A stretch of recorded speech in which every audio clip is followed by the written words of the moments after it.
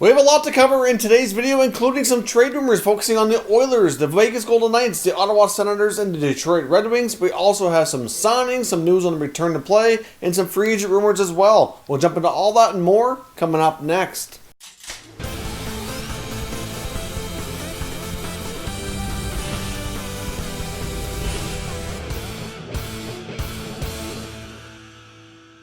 So welcome back to another video here at Top Shelf Hockey. Now we really have a lot to cover today. There's a lot of news items here, so I really recommend this is a kind of video you're going to want to listen closely and watch all the way through because there's a lot to cover here. And so we're going to talk about a lot of different aspects of the NHL and a lot of different teams here. So let's jump right in. Now first up, a couple of news items that are not related to any specific team. First up, I want to talk about what happened with Wayne Gretzky's father, Walter Gretzky. You've probably seen on the news a while back, apparently they had a break-and-enter burglary of some sort at the Walter Gretzky home, and a lot of memorabilia was stolen. I think it was about $500,000 worth. It's been reported today that one of the people involved is actually a very high-ranking police officer being charged, which is certainly very surprising. Obviously, a high-ranking member of the OPP works in Eastern Ontario, very familiar with the family as well. The female officer in question here actually was quite familiar with the family. Apparently, she had worked as a chauffeur or security at different celebrity functions before and was familiar with the Gretzky family. So, very unfortunate situation here. It's really sad to hear somebody in an authoritative position like that being involved in that kind of a heist. I mean, obviously, I'm sure Walter Gretzky has tons of Wayne Gretzky and other hockey memorabilia that would be probably a lot of rare stuff that you wouldn't be able to find anywhere that would have a ton of value. So, really sad story, but certainly not a good look for somebody in that kind of a position. Now, on some other notes as well, I want to talk about the NHL return to play. We saw some reports earlier from TSN's Frank Saravalli talking about one of the potential things the NHL is working on when they launched their 2021 NHL season. Hopefully by the middle of January, they're considering having opening night be kind of like a triple header of sorts to have a lot of different markets covered, including the Stanley Cup banner raising for the Stanley Cup champion Tampa Bay Lightning, possibly playing against the Chicago Blackhawks. Obviously, Tampa would be the home team in that scenario, raising up the banner. That would be what kicks off the 2021 season. And then the other two games make it a triple header. They'd have one big game on the East Coast, one on the West. The East Coast rumored game is the Bruins versus the Rangers.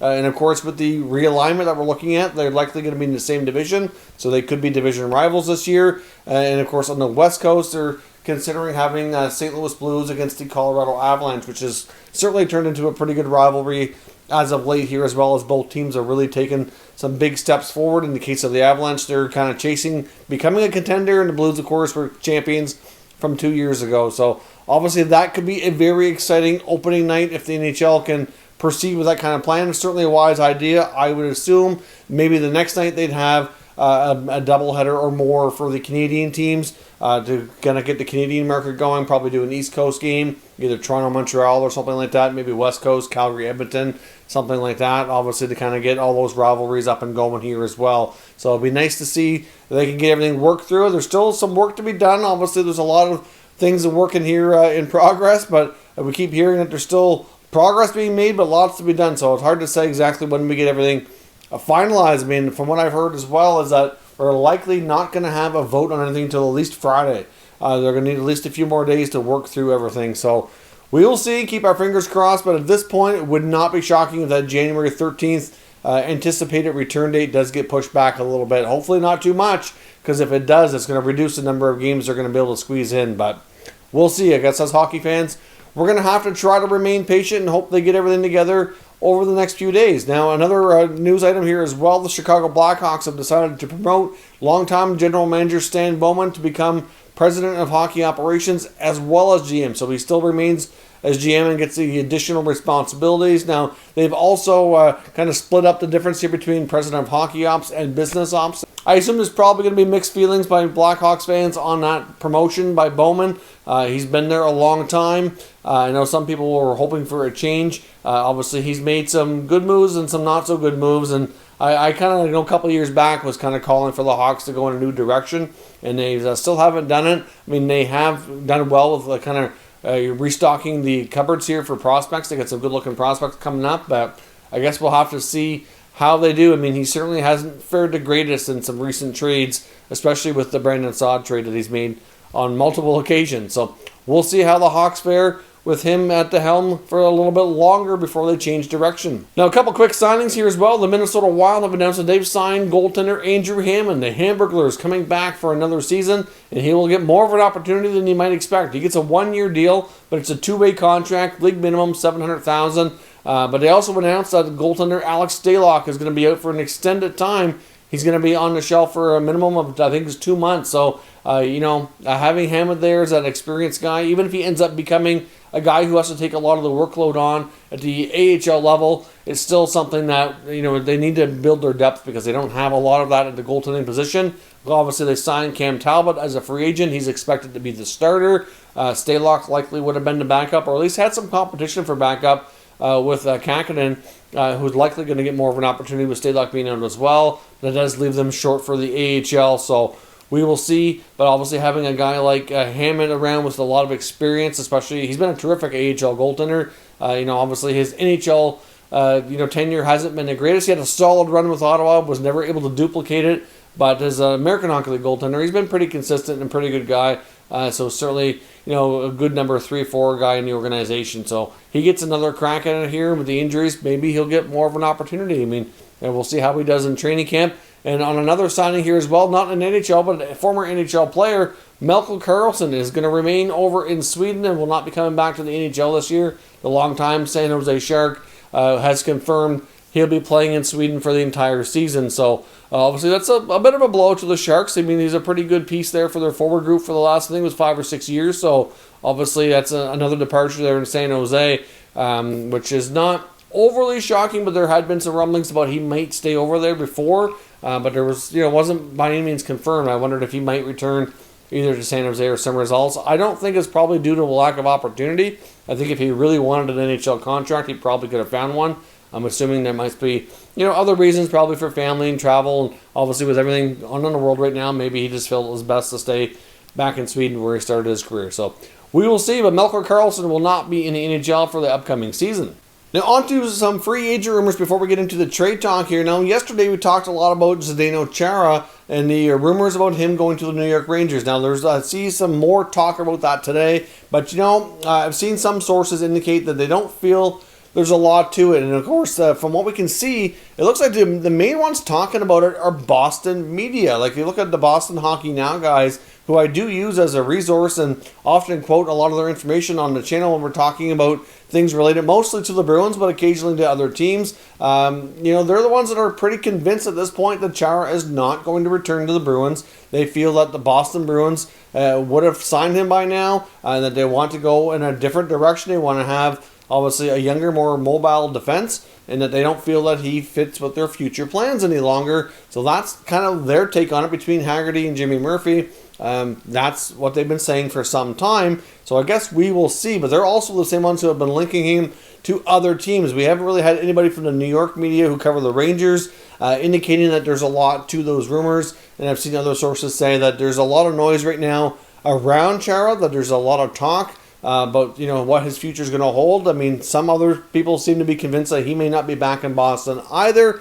But at this point, there's really hard to confirm anything, that there's really anything serious going on between Chara and another team. I honestly think before he makes any decision, it's going to be after the full season details are announced. He'll know what to expect for the coming year, how many games, what kind of schedule is going to look like.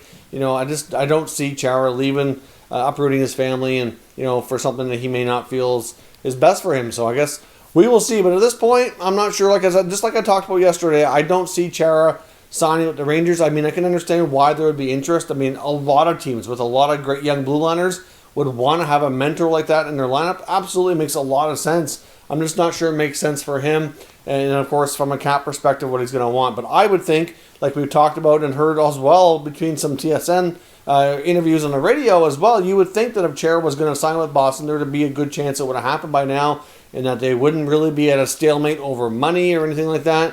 Maybe the Boston Hockey Now guys are onto something, and the Bruins do want to go in a different direction. So we will see. I personally, like I said yesterday, would be surprised if the Rangers is where he ends up. I also wouldn't be completely shocked if he decided not to play. I think everything is on the table right now, it's fair to say, and we won't get a firm decision or really anything solid out of the Chara camp until the firm 2021 season is fully detailed and announced. Now, speaking of free agent talk, there are some talks here that the Vancouver Canucks are interested in a couple of players. Looking at an article from The Athletic today from writers Rick Dollywall and Thomas Durant's collaborating together on some different pieces here talking about the Canucks. They mentioned a variety of things in this article, but the part that interested me the most was the part about the potential free agent signings and how they might manage their salary cap. Obviously, the Canucks are tight on space, but they could get some relief from the Michael Furlan contract if he's going on long-term injury reserve. And, of course, there is the possibility of even taking a guy like Louis Eriksson. Even if they can't move him, which is unlikely, they could bury him in the minors and get an extra $1 million or so of relief that way. So between the two, they could end up with a few $1 million here, around 3 or so, I think it will work out to, in space to sign 1 or 2 players. And according to them, that from what they're hearing, the players that are linked to the Canucks the most are defenseman Travis Hamonic and forward Erik Haula. Now, in the case of Travis Hamonic, it's been linked the whole really offseason that he wants to remain in Western Canada, and there's been a lot of talk that he either goes to back to Calgary where he was before. I've heard a lot about the Jets and the Canucks. I haven't really heard him linked to any other Canadian teams. Really, like I said, he wants to remain west, so it makes sense they'd be the only ones. I haven't heard anything about the Oilers in that regard, but I think they're pretty well a little more set on their blue line anyway. To me, Winnipeg makes sense a lot. Obviously, they are a team who could use an extra veteran, in my opinion, back there. The Calgary Flames, though, from what I can tell, looks like they're ready to move on from Hamonic.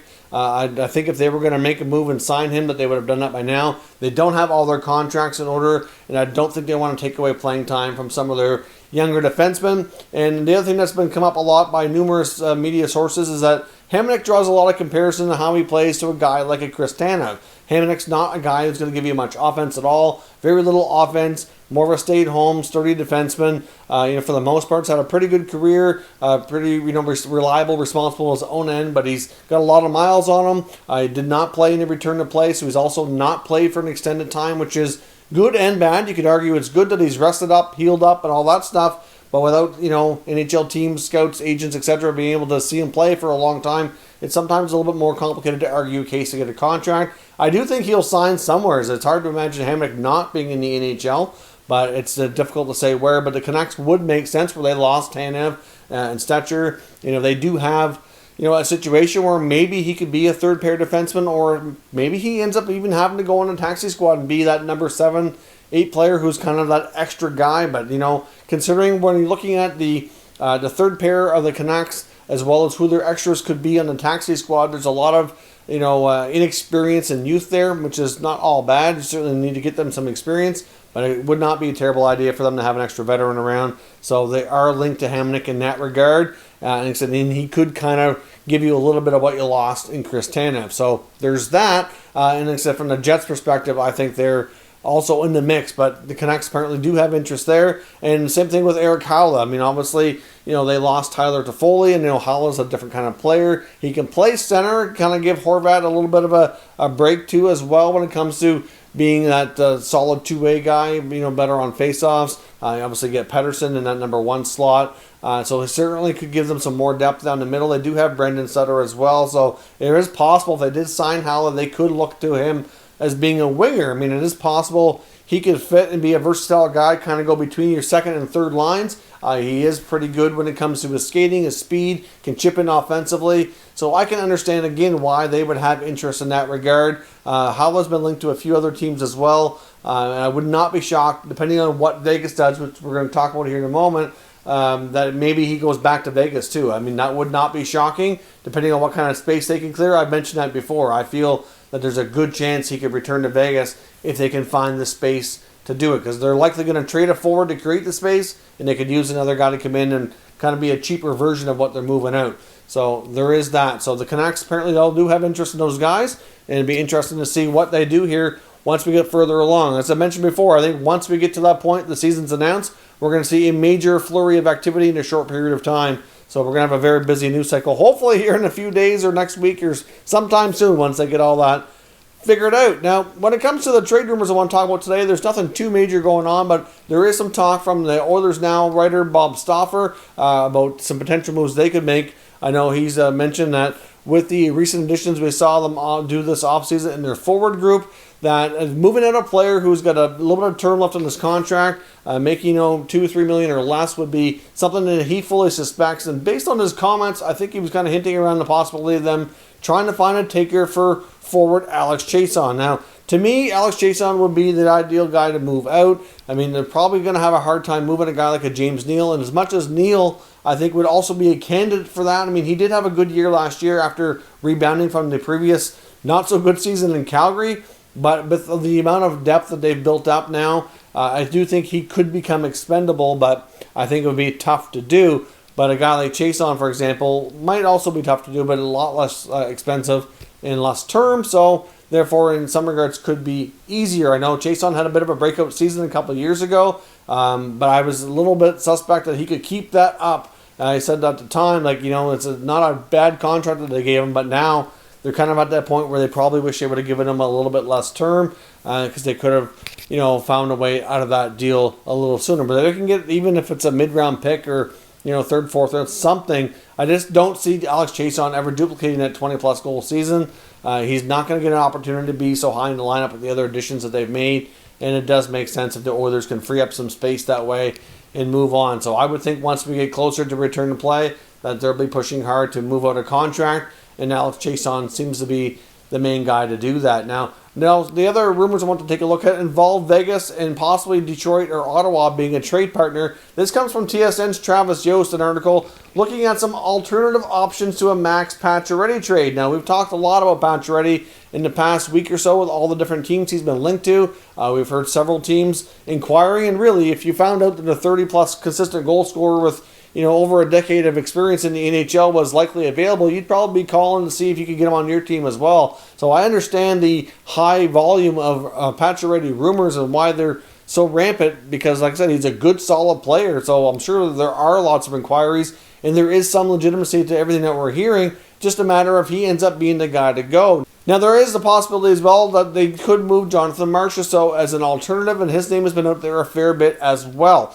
Now, Yost provides some different insights here suggesting that a Marchessault trade might actually make more sense. Doing that with a team like Detroit or Ottawa, it would make sense for them to take on a player of this magnitude with a few years left, $5 million.